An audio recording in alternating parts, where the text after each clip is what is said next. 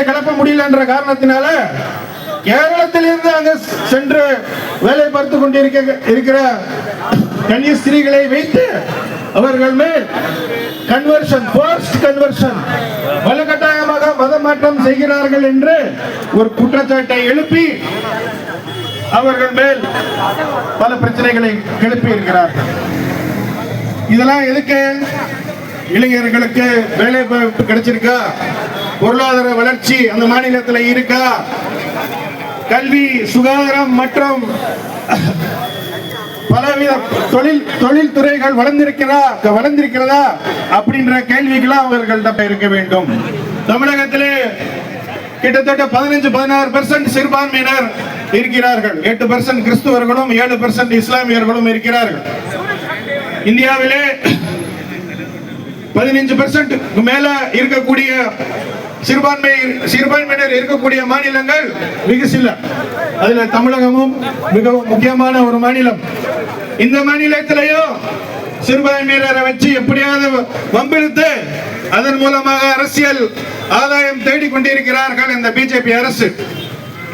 நமது மதிப்பிற்குரிய தமிழக காங்கிரஸ் கமிட்டியின் தலைவர் திரு செல்வ பிறந்தகை அவர்களும், தமிழகத்தின் பொறுப்பாளர் திரு சூரஜ் ஹெக்டே அவர்களும் மற்றும் மற்ற முக்கியமான தலைவர்கள் மேடைக்கு வந்து கொண்டிருக்கிறார்கள். அவர்கள் அனைவரையும் வருக வருக என்று வரவேற்று இந்த குறுகிய காலகட்டத்தில் ஏற்பாடு செய்யப்பட்டிருக்கிறார். அவ்வளவுதான். ஓகே. சோ தலைவர் நீங்க பசங்க போடுங்க, நீங்களே போடுங்க.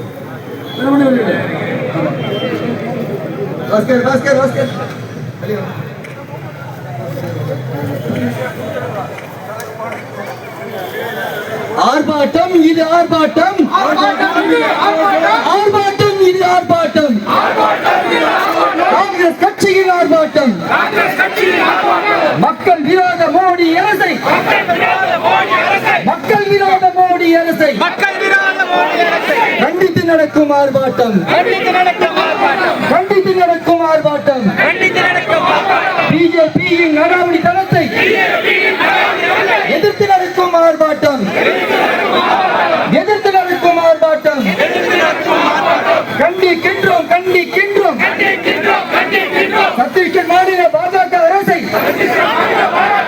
வன்மையாக கண்டிக்கின்றோம், கண்டிக்கின்றோம் கண்டிக்கின்றோம் கன்னியாஸ்திரிகளை கைது செய்த பாஜக அரசை கண்டிக்கின்றோம். துன்புறுத்தாதே துன்புறுத்தாதே சிறுபான்மையின மக்களை, சிறுபான்மையின மக்களை மோடி அரசை துன்புறுத்தாதே, மதத்தின் பெயரால் சிறுபான்மை மக்களை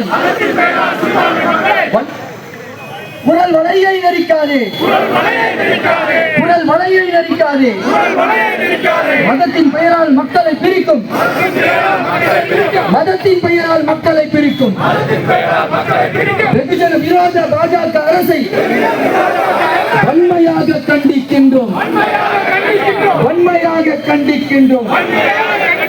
அஞ்ச மாட்டோம், அஞ்ச மாட்டோம், அடக்குமுறைக்கு அஞ்ச மாட்டோம். விளையாடாதே விளையாடாதே